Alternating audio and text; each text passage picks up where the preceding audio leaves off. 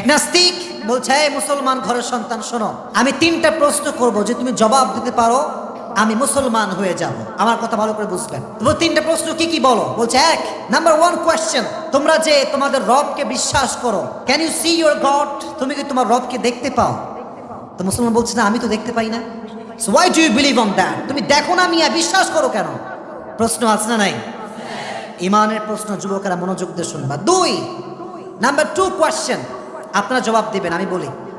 মানুষ কিসের তৈরি? আপনারা বলেন। মাটির তৈরি। জিন কিংবা শয়তান কিসের তৈরি? আগুনের তৈরি। আর জাহান্নামের যেই বস্তু দিয়ে মানুষকে পোড়ানো হবে, শাস্তি দেওয়া হবে, এটার নাম কি? আগুন। নাস্তিক বলছে, কিরে, শয়তান আগুনের তৈরি, আবার জাহান্নামের আগুনও আগুন, আগুন দিয়ে আগুনের শাস্তি আল্লাহ কেমনে দিয়ে? আমাকে জবাব দাও। প্রশ্ন বলছে, তাই তো, কিরে, আগুন দিয়ে আগুনের শাস্তি, হাউ কাম ইট পসিবল? এটা কেমনে সম্ভব? আগুন দিয়ে তো আগুনের পোড়ানো যায় না। বলছে, বলেন তিন নাম্বার প্রশ্নটা শুনি আবার। বলছে, তিন নাম্বার প্রশ্ন হচ্ছে, আমরা যদি বিশ্বাস রাখি আল্লাহকে, আমরা মানি এইটা, ভালো মন্দ যা ঘটে কার পক্ষ থেকে ঘটে যুবক ভাইরা? আল্লাহর পক্ষ থেকে ঘটে। তো সে বলছে, যদি খারাপও আল্লাহর পক্ষ থেকেই ঘটে, তাহলে জজ কেন, উকিল কেন, আদালত কেন, ব্যারিস্টার কেন, ম্যান, সব তো আল্লাহ ঘটাইছে। নাউজুবিল্লাহ পড়লেন না? তো যুবক বলছে, ভাই আমি তো পারবো না, আমার কাছে জবাব নাই, হুজুররাই পারবে, হুজুররা পারবে এই উত্তর দিতে। সব হুজুররা আসছে, হুজুররাও পারে না। নাস্তিকের শক্তি বেড়ে গেছে, আরে মুসলমান আমি কেমনে হব, কেউ জবাব দিতে পারলো না আমার কথা। একদিন নাস্তিক রাস্তা দিয়ে হাঁটতেছে, বুঝবেন এ ঘটনা বলতেছি আপনাদেরকে, ঘটনা শুনে মজা দেওয়ার জন্য নয়, ইমানটা শক্ত করবার জন্য বলছি। তো নাস্তিক রাস্তা দিয়ে হাঁটছে, সামনে একটা হুজুর আসছে, আমাদের মতোই একজন হুজুর মনে করেন। আচ্ছা, হুজুররা কি কম চালাক না বেশি চালাক? এই কথা বললেন না যে আপনার সবাই? হুজুরদের মাথায় বুদ্ধি কম না বেশি? তীক্ষ্ণ মেধা বেশিরভাগ হুজুরদের। তো হুজুর বলছে, এই কি খবর, তুমি নাকি বলেছো তোমার প্রশ্নের জবাব যেই দিবে তুমি নাকি তার উত্তরে মুসলমান হয়ে যাবা। Is this true man? এটা কি সত্যি নাকি? বলছি, ইয়েস দিস দ্য ট্রুথ, আমি যেই পারবে তার কাছে কালেমা পড়বো। বলছে, তাই বলো আমাকে প্রশ্নগুলো কি ছিল তোমার? তো বলছে যে, তুমি কি তোমার রবকে দেখো? বলছে, না দেখি না। So why do you believe on that? মানো কেন, বিশ্বাস করো কেন? বলছে, দুই নাম্বার বলো, প্রশ্ন কি ছিল? বলছে, আগুন দিয়ে আগুনের শাস্তি কেমনে হবে, আমাকে জবাব দাও। তিন, খারাপ ভালো যদি আল্লাহর পক্ষ থেকেই হয়, তাহলে আদালত কেন, জজ কেন, উকিল কেন? হুজুর এই কথা শুনে এমন রাগা রাগছে, রাগের মাথায় ওখানে একটা কলসি ছিল, মাটির কলসি। কিসের? বলে না কিসের কলসি? তুলে, মাটির কলসি তুলে একটা দিছে বাড়ি ওর মাথার উপর, এক বাড়ি খেয়ে উল্টে পড়ছে। এমনি বলছে, হুজুর এই জন্য আপনার সুবিধার লোক না, মেয়ে জবাব দিতে পারবেন না, বলে দিবেন, মানার দরকার কি? শুরু হয়ে গেছে মুখে মুখে তর্ক। তর্ক করতে করতে কাজীর দরবারে চলে গেছে, রাজার দরবারে। রাজা বলছে, এই কি খবর হুজুর সাহেব, আপনি কি কাজ করছেন? এইটা জবাব দিতে পারবেন না, দ্যাটস ফাইন, মারবেন কেন আপনি? তো হুজুর বলছে, মহামান আদালত, আমি যে কলসি দিয়ে আঘাত করেছি, এই আঘাতের মাঝে আমার ইমানের তিনটা জবাব লুকায়িত আছে। সুবহানাল্লাহ পড়েন সবাই, আপনারা সবাই। তিনটা জবাব, একটা কলসি দিয়ে মারছেন এখানে, হাউ কাম ইট পসিবল? বলছে, ওনাকে বলেন যে ওনার প্রথম প্রশ্ন কি ছিল। সে বলল যে প্রথম প্রশ্ন ছিল, you can't see your god, so why do you believe on that? তুমি তো রবকে দেখো না, বিশ্বাস করো কেন? তো বলছে, ওর বিচারটা কি আসলে, ও কেন এখানে আসছে? বলছে, আমাকে মারা হয়েছে, আমি আঘাত পেয়েছি, মাথায় প্রচন্ড ব্যথা। তো হুজুর বলছে যে, তোর ব্যথা কই দেখা? কথা ঠিক কিনা বলেন?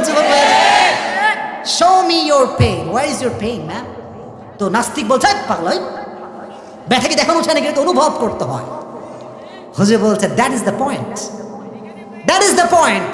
রবকে আমরা দেখি না, বাট জীবনের প্রত্যেকটা মুহূর্তে মুহূর্তে আমরা অনুভব করতে পারি যে রব বলতে একজন স্রষ্টা আছে। তিনি কে? নাস্তিক বলছে, তাই তো, দেখা যায় না, ফিল করা যায়। ঠিক আছে, বুঝলাম। দুই নাম্বার জবাব দাও। দুই নাম্বার প্রশ্ন ছিল, আগুনের দ্বারা আগুনের শাস্তি কেমনে হবে? হুজুর বলছে, তুমি কিসের তৈরি তাই বলো। তো বলছে, আমি তো মাটির তৈরি। তোমার যে কলসি দিয়ে মারছি, কলসি কিসের তৈরি? বলে, এটাও তো মাটির তৈরি। তো তোমার কথা অনুযায়ী তো আগুনের দিয়ে আগুনের শাস্তি হয় না, তাহলে তুমি মাটির মানুষ হয়ে মাটির কলসিতে আঘাত কেমনে পাও?